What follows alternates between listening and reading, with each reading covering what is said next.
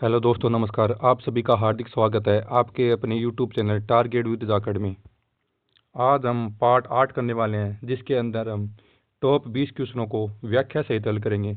तो चलिए चलते हैं आज के पहले क्वेश्चन पे। क्वेश्चन नंबर एक है कि भारतीय संविधान में संघ और राज्य के बीच विधायी शक्तियों का वितरण मुख्यतः किस अनुसूची में किया गया है? ऑप्शन ए 5वीं अनुसूची, ऑप्शन बी 6ठी अनुसूची, ऑप्शन सी 7वीं अनुसूची और ऑप्शन डी है 8वीं अनुसूची।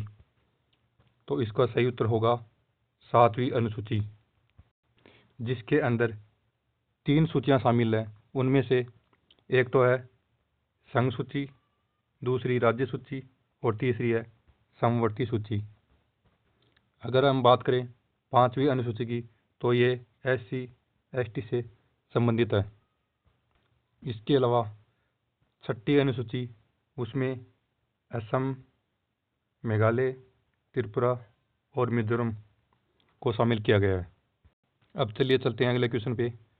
क्वेश्चन नंबर 2 है कि इल्बिट बिल विवाद मुख्यतः किस वायसराय के कार्यकाल से संबंधित था? Option A lord Lytton, option B है lord Ripon, option C lord Dufferin, option D lord Curzon. तो आपको बताना है इसका सही उत्तर क्या होगा। तो इसका सही उत्तर होगा लॉर्ड रिपन। इसके अलावा अगर हम बात करें लॉर्ड लिटन की, तो ये वर्नाकुलर प्रेस एक्ट से संबंधित था।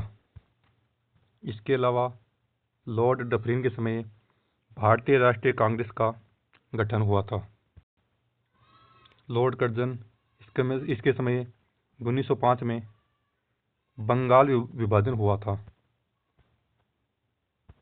अब चलिए चलते हैं अगले क्वेश्चन पे। क्वेश्चन नंबर 3 है निम्नलिखित में से कौन सी नदी प्रायद्वीपीय भारत की प्रमुख पश्चिम वाहिनी नदियों में शामिल है? Option A Godavari, option B Krishna, option C Narmada और ऑप्शन डी है महानदी। तो इसका सही उत्तर होगा नर्मदा। इसके अलावा अगर हम बात करें गोदावरी, कृष्णा और महानदी, ये तीनों नदियाँ बंगाल की खाड़ी में गिरती हैं।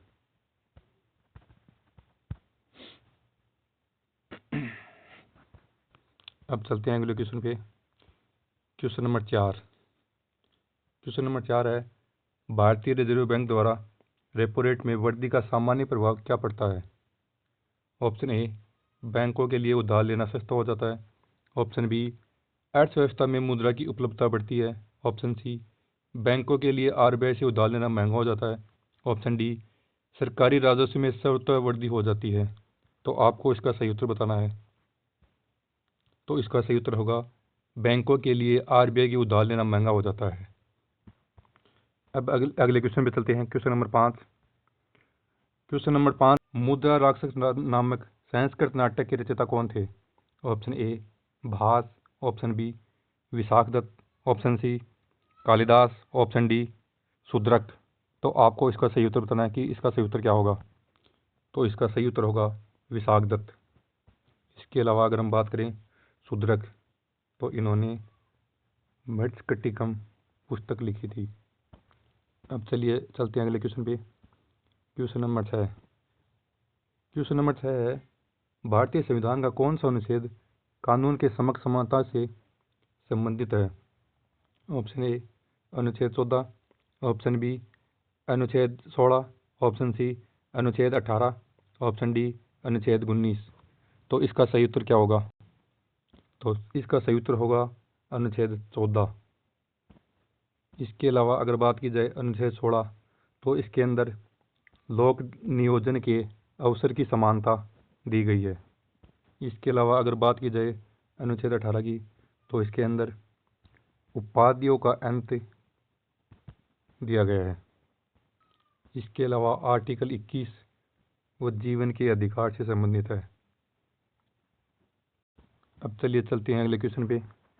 क्वेश्चन नंबर 7 है निम्नलिखित में से किस फसल को सामान्यतः नकदी फसल के रूप में वर्गीकृत किया जाता है? ऑप्शन ए गेहूँ, ऑप्शन बी चावल, ऑप्शन सी कपास, ऑप्शन डी ज्वार। तो आपको इसको बताना है कि सही उत्तर क्या होगा। तो इसका सही उत्तर होगा कपास। अब अगले क्वेश्चन पे चलते हैं। Question number 8। क्वेश्चन नंबर 8 है, हरित क्रांति का भारत में सर्वाधिक प्रभाव प्रारंभ चरण में मुख्यतः किस फसल के उत्पादन पर पड़ा। ऑप्शन ए दलहन, ऑप्शन बी गेहूं, ऑप्शन सी तिलहन और ऑप्शन डी है कपास। तो इसका सही उत्तर होगा गेहूं। चलिए चलते हैं अगले क्वेश्चन पे। Question number 9। क्वेश्चन नंबर 9 है, सांची स्तूप का मूल निर्माण किस मौर्य शासक के समय से संबंधित माना जाता है। Option A Bindusara, option B Ashoka, option C Dasharatha, option D Kanishka. तो इसका सही उत्तर होगा अशोक। अब चलते हैं अगले क्वेश्चन पे। Question number 10।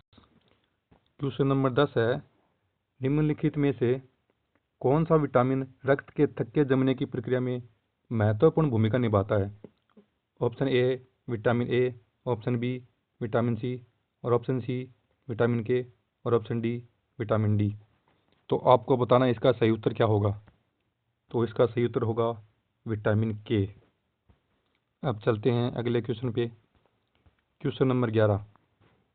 क्वेश्चन नंबर 11 है कि भारतीय संविधान में मौलिक कर्तव्यों को किस संविधान संशोधन द्वारा जोड़ा गया था।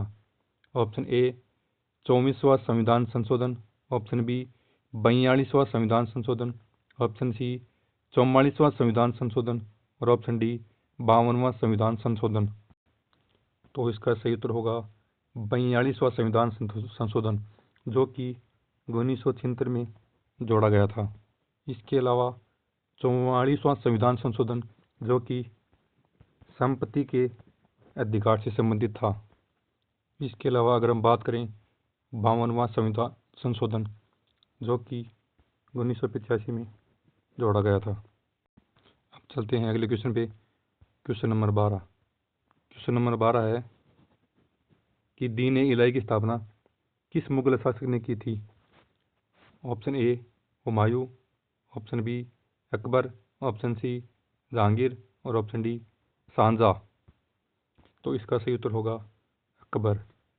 इसके अलावा अगर हम बात करें शाहजहां की, तो इन्होंने ताजमहल का निर्माण करवाया था। अब चलिए चलते हैं अगले क्वेश्चन पे। Question number 13। क्वेश्चन नंबर 13 है कि निम्नलिखित में से कौन सा दर्रा भारत और तिब्बत के बीच ऐतिहासिक व्यापार मार्ग में महत्वपूर्ण रहा है। Option A Nathula, option B Pal Ghat, option C Bhor Ghat और ऑप्शन डी थाल घाट। तो इसका सही उत्तर होगा नाथुला, जो कि इंडिया और तिब्बत को आपस में जोड़ता है। इसके अलावा अगर हम बात करें पाल घाट की, तो ये केरल और तमिलनाडु राज्य में स्थित है। इसके अलावा भौर घाट और थाल घाट ये दोनों महाराष्ट्र राज्य में स्थित हैं। अब चलते हैं अगले क्वेश्चन पे। Question number 14। क्वेश्चन नंबर 14 है कि किसी अर्थव्यवस्था में मुद्रास्फीति का अर्थ सामान्यतः क्या है। ऑप्शन ए वस्तुओं और सेवाओं की सामान्य मूल्य स्तर में लगातार वृद्धि, ऑप्शन बी बेरोजगारी में अचानक कमी, ऑप्शन सी मुद्रा की आपूर्ति में पूर्ण समाप्ति, ऑप्शन डी निर्यात में लगातार गिरावट। तो आपको बताना इसका सही उत्तर क्या होगा। तो इसका सही उत्तर होगा ऑप्शन ए, यानी वस्तुओं और सेवाओं के सामान्य मूल्य स्तर में लगातार वृद्धि। अब चलते हैं अगले क्वेश्चन पे। Question number 15। क्वेश्चन नंबर 15 है कि पंचतंत्र की रचना परंपरागत रूप से किस विद्वान से संबंधित मानी जाती है। Option A Vishnu Sharma, option B Banabhatta, option C Patanjali, option D Bhavabhuti. तो आपको बताना इसका सही उत्तर क्या होगा। तो इसका सही उत्तर होगा विष्णु शर्मा। अब चलते हैं अगले क्वेश्चन पे। Question number 16। क्वेश्चन नंबर 16 है कि निम्नलिखित में से कौन सा अनुच्छेद राष्ट्रपति को समाधान आदि की शक्ति प्रदान करता है।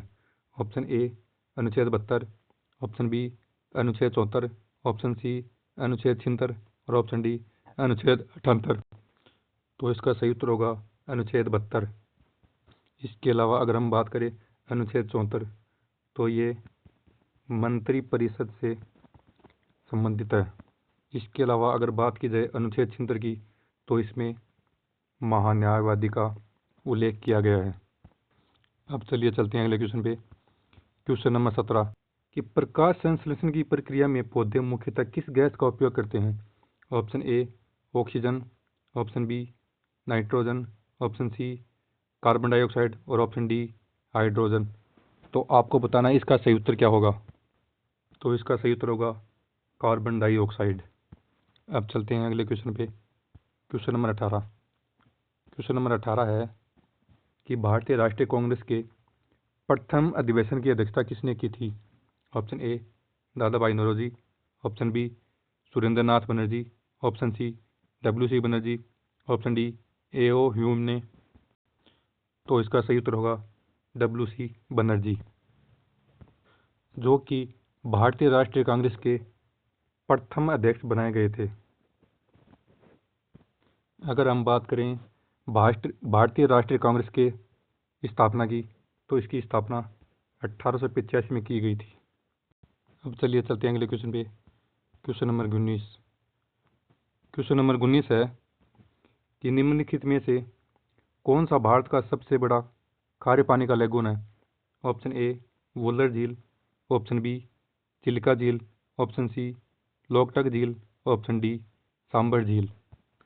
तो इसका सही उत्तर होगा चिल्का झील, जो कि उड़ीसा राज्य में स्थित है। अब चलिए चलते हैं अगले क्वेश्चन पर। क्वेश्चन नंबर 20, जो कि आज का हमारा अंतिम क्वेश्चन है कि भारतीय संविधान में संवैधानिक उपचारों का अधिकार किस अनुच्छेद के अंतर्गत आता है?